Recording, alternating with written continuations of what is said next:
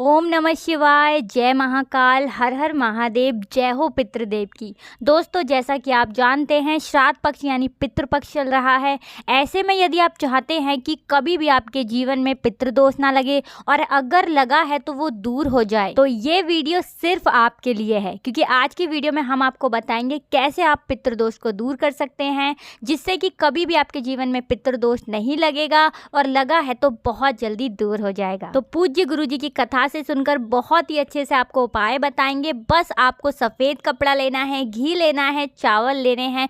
बहुत ही सरल सा उपाय है, एक एक चीज़ आपको अच्छे से समझाएंगे। बिल्कुल ध्यान से आपको सुनना है, समझना है। आप चाहें तो नोट भी कर सकते हैं। तो देखिए, जल्दी से आपको पहला उपाय बता देते हैं। देखिए, आपको स्क्रीन पर दिख रहा होगा घी, ठीक है ना। ये है देसी घी, तो आपको लेना है देसी घी। इसी के साथ आपको लेने हैं चावल। अच्छा, चावल जो आप लेंगे ना, कितने लेने हैं तो 7 चावल के दाने लेने हैं। एक भी चावल का दाना टूटा हुआ नहीं होना चाहिए, खंडित नहीं होना चाहिए। बिल्कुल ये चीज़ आपको ध्यान रखनी है, ठीक है। यहाँ 2 चीज़ आपने ले ली, एक तो देसी घी ले लिया और 7 चावल ले लिए। अब इसके बाद आपको लेना है एक सफ़ेद रंग का कपड़ा, ठीक है ना। अब आपको उस सफ़ेद रंग के कपड़े पर फैला कर जो घी आपने लिया है ना, देसी घी, वो देसी घी आपको अच्छे से पूरे कपड़े पर लगा देना है। अब देखिए, घी आपने उस कपड़े पे लगा दिया। अब इसके बाद आपको अपने पितरों का ध्यान करते हुए वो 7 चावल के दाने जो आपने लिए थे, बिल्कुल भी टूटे हुए जो नहीं थे ना, वो 7 चावल के दाने आपको उसी कपड़े पर रख देने हैं, उसी स्थान पर जहाँ पर आपने घी लगाया। देखिए, घी आप अच्छे से पूरे कपड़े पे लगाएंगे तो आपको बीचों बीच में वो 7 चावल के दानों को रख देना है। अब आपको इस कपड़े को मोड़ना है। आप सफ़ेद कपड़ा भी ले सकते हैं, सफ़ेद रुमाल भी ले सकते हैं। मोड़ लिया। अब इसके बाद आप अपने घर में जितने भी कमरे हैं ना, रसोई घर, छत और आपके घर की बालकनी, बरामदा, जितने भी कमरे हैं ना, वॉशरूम को छोड़कर, शौचालय को छोड़कर, 2 चीज़ों को छोड़कर ना, सारे कमरों में आपको इस कपड़े को लेकर घूमना है।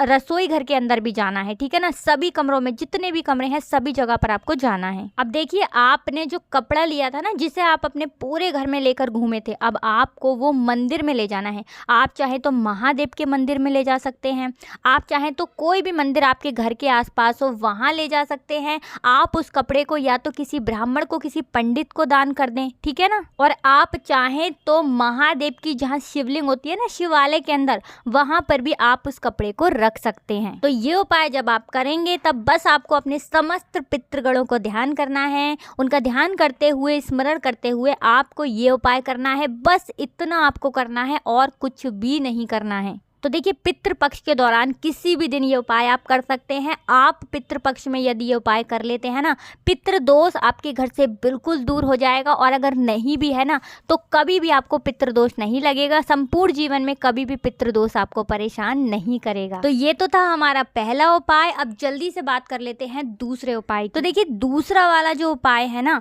ये भी पितृदोष को दूर करने के लिए है। तो आपको स्क्रीन पर बेलपत्र दिख रही होगी, ऐसी ही प्यारी सी, बिना खंडित, जो टूटी फूटी ना हो ना, कहीं से कटी फटी ना हो, ऐसी आपको प्यारी सी बेलपत्र लेनी है। कितनी लेनी है? 2 बेलपत्र लेनी है। तो देखिए, इसी के साथ आपको तांबे का एक लोटा लेना है, जिसमें अपने घर का शुद्ध जल भरना है।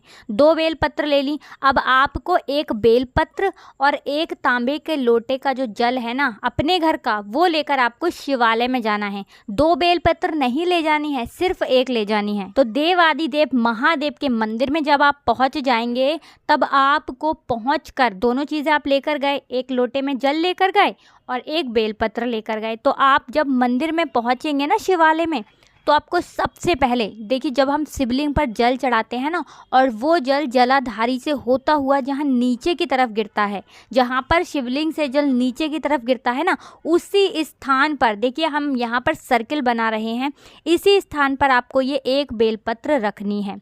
आप बेलपत्र जब रखेंगे, तब आपको पितरों के देवता आर्य माँ का नाम लेना है। कौन सी देवता हैं पितरों के? आर्य माँ। इनका नाम लेते हुए आपको ये एक बेलपत्र यहाँ पर सबसे पहले रख देनी है। उसके बाद आप जो अपने घर का शुद्ध जल भर के एक तांबे के लोटे में लेकर गए थे, आपको शिवलिंग पर ओम नमः शिवाय, श्री शिवाय नमस्तुभ्यम, इस मंत्र का जप करते हुए वो जल आपको शिवलिंग पर चढ़ाना है। और शिवलिंग पर जब आप ये जल चढ़ाएंगे ना, तो शिवलिंग से माता पार्वती जी के हस्त कमल पर वो जल जाएगा। उसके बाद ये जल उसी पत्ते के ऊपर, बेल पत्र के ऊपर गिरेगा जो आपने अपने पितरों के लिए समर्पित की है। तो देखिए, ये उपाय जब आप करते हैं ना, इस तरह से जल चढ़ाते हैं, तो आपके पितर आपसे बहुत ही ज़्यादा प्रसन्न होते हैं।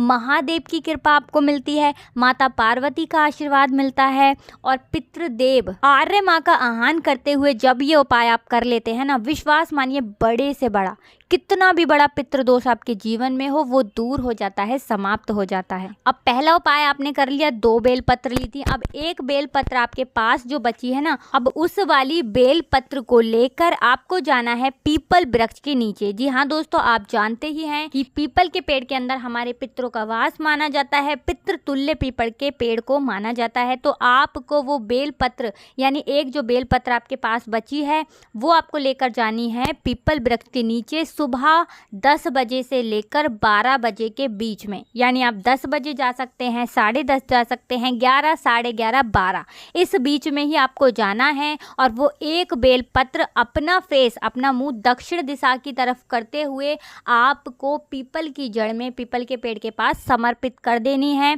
अपने पितरों का ध्यान करते हुए, पितृ देवता आर्य माँ का ध्यान करते हुए, क्योंकि पितृ देवता आर्य माँ का नाम बिल्कुल आपको ध्यान रखना है, भूलना नहीं है। तो ये तो हो गया दूसरा उपाय। अब बात कर लेते हैं जल्दी से तीसरे उपाय की। तो देखिए, स्क्रीन पर आपको दिख रहा होगा काला तिल। आपको काला तिल लेना है 2 जगह, थोड़ा थोड़ा सा, 2 कटोरी लीजिए, दोनों कटोरी में थोड़े थोड़े काले तिल आपको रख लेने हैं। इसी के साथ आपको लेना है तांबे का 1 लोटा, जिसके अंदर आपको अपने घर का शुद्ध जल भरना है। अब देखिए, जल आपने ले लिया। अब इसके बाद आपको इस जल के अंदर कुछ भी नहीं डालना है। ऐसे ही इस जल को, इस लोटे को लेकर आपको अपने घर में पूरे जितने भी कमरे हैं ना, जो छत है, कमरे हैं, बरामदे है, बालकनी है, जो भी है आपके घर में ना, सभी जगह घूमना है। सिर्फ आपको शौचालय में नहीं जाना है और वॉशरूम में, 2 जगह आपको नहीं जाना है। बाकी पूरे घर में आपको अच्छे से इस लोटे को लेकर घूमना है। रसोई घर में भी जाना है, ठीक है ना। अब इसके बाद आपने जो 2 कटोरी में काले तिल लिए थे ना, उसमें से आपको 1 कटोरी का काला तिल कहाँ लेकर जाना है? पीपल वृक्ष के नीचे, ठीक है ना। आपको जल लेकर नहीं जाना है, केवल काले तिल लेकर जाने हैं। और आपको पीपल की जड़ में पितरों के देवता आर्य माँ का नाम लेते हुए, अपने समस्त पितृगणों का ध्यान करते हुए आपको वो तिल पीपल की जड़ में चढ़ा देना है। तो देखिए, ये उपाय करना कब है? आपको सुबह के समय करना है। कितने बजे से करना है? 10 बजे से लेकर 12 बजे के बीच ही करना है। 10 कर सकते हैं, 10:30 बजे कर सकते हैं, 11 बजे, 11:30, 12 बजे तक आप ये उपाय कर सकते हैं, और किसी भी दिन कर सकते हैं, ठीक है ना। अब देखिए, दूसरी कटोरी जो आपके पास तिल की बची है ना, वो कटोरी लेकर, और जो 1 लोटा आपने जल लिया था ना अपने घर का शुद्ध जल, ये दोनों चीजें लेकर आपको पहुंच जाना है देवादिदेव महादेव के मंदिर में, ठीक है ना। जब आप मंदिर में पहुंच जाएंगे, तब आपको वो जो तिल आप लेकर गए थे, उस थोड़े से तिल को तो आपको शिवलिंग पर समर्पित कर देना है, श्री शिवाय नमस्तभ्यम का जप करते हुए। और थोड़ा तिल आपको, जो हमारे पितरों का स्थान होता है ना, शिवलिंग से जल जो नीचे की तरफ गिरता है, जहाँ जल गिरता है ना शिवलिंग से, वही हमारे पितरों का स्थान होता है। थोड़ा सा काला तिल आपको वहाँ पर रख देना है। सबसे पहले आप तिल रखेंगे, शिवलिंग पर चढ़ाएंगे और नीचे रखेंगे। उसके बाद आपको जल जो आप अपने घर से लेकर गए थे ना, वो जल आपको शिवलिंग पर समर्पित करना है। तो सारा का सारा जल आपको शिवलिंग पर समर्पित कर देना है। पितरों के देवता आर्य माँ का ध्यान करते हुए काले तिल नीचे रखने हैं, ये भी आप बिल्कुल ध्यान रखिएगा, ठीक है ना। इस उपाय को करने से भी आपके जीवन में अगर पितृदोष लगा है तो दूर हो जाएगा, नहीं भी लगा है ना तो संपूर्ण जीवन में आपके कभी भी पितृदोष परेशान नहीं करेगा, कभी भी आपके घर में पितृदोष नहीं लगेगा। तो ये तो हो गए 3 उपाय। अब जल्दी से आपको चौथा सरल वाला उपाय भी बता देते हैं। सभी को ये पितृपक्ष में उपाय करना चाहिए, तो बिल्कुल ध्यान से सुनिएगा दोस्तों। उससे पहले आपसे फिर से रिक्वेस्ट करते हैं कि अगर वीडियो को अभी तक लाइक नहीं किया है ना, तो जल्दी से वीडियो को लाइक कर दीजिए। तो देखिए, आपको स्क्रीन पर शहद दिख रहा होगा, आपको ऐसे शहद लेना है और थोड़ा सा लेना है आपको आटा, सूखा वाला जो आटा होता है। अब ये दोनों चीज़ें लेकर आपको जाना है पीपल के पेड़ के पास, ठीक है ना, पीपल वृक्ष के नीचे। देखिए जाना कितने बजे है, उपाय कब करना है, तो सुबह के समय में ही करना है। सुबह 10 बजे से लेकर सुबह 12 बजे के बीच किसी भी टाइम आप जा सकते हैं। अब देखिए पीपल के पेड़ के पास जब आप पहुंच जाएंगे ना, तो आपको सबसे पहले पहुंचकर थोड़ा सा शहद पीपल की जड़ में पिपलेश्वर महादेव के नाम से समर्पित करना है। कौन से महादेव? पिपलेश्वर महादेव के नाम से आपको पीपल की जड़ में थोड़ा सा शहद चढ़ा देना है, समर्पित कर देना है। अब आप जो अपने घर से आटा लेकर गए थे ना, जिस आटे से रोटियां बनती हैं घर में गेहूं की, ठीक है ना, जो आटा आप लेकर गए थे वही आटा आपको पीपल की जड़ के पास जहां पर भी आपको दिखे ना मिट्टी में, जहां चींटियां आती हैं या चींटियों का ढेर जहां दिखे, आपको दिखे कि हाँ चींटियां यहाँ पर आकर कुछ खाती हैं, क्योंकि देखने से ही जगह को पता लग जाता है कि हाँ इस स्थान पर चींटियां आती होंगी, तो आपको वहीं पर वो आटा डाल देना है। अच्छा, इस वाले उपाय को भी आप पूरे पितृपक्ष के दौरान किसी भी दिन कर सकते हैं। बस समय आपको ध्यान रखना है कि सुबह के समय करना है 10 से 12, सुबह के 10 बजे से लेकर 12 बजे के बीच में करना है, क्योंकि वो हमारे पितरों का ही समय होता है पूजा पाठ का। अच्छा, जो शहद चढ़ाएंगे ना आप, शहद के बाद आपको 1 लोटा जल भी जरूर समर्पित करना है। केवल रविवार के दिन आपको ये उपाय नहीं करना है, बाकी पितृपक्ष में आप हमेशा ये उपाय किसी भी दिन कर सकते हैं। अच्छा, जब भी हम पीपल के पेड़ के पास कोई भी उपाय अपने पितरों के लिए करते हैं ना, तो आपको ये चीज़ बिल्कुल ध्यान रखनी है कि हमेशा आपको अपना फेस दक्षिण दिशा की तरफ रखना है जब आप उपाय अपने पितरों को प्रसन्न करने के लिए कर रहे हैं।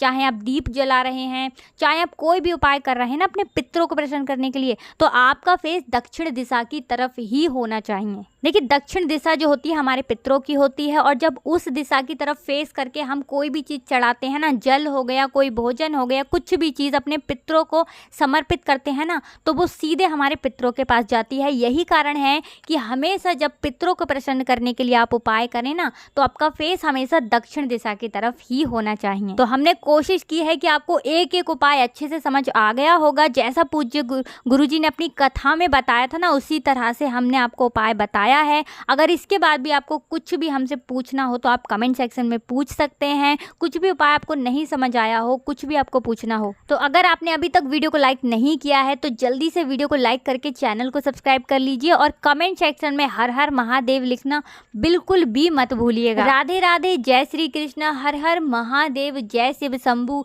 जय हो पितृदेव की।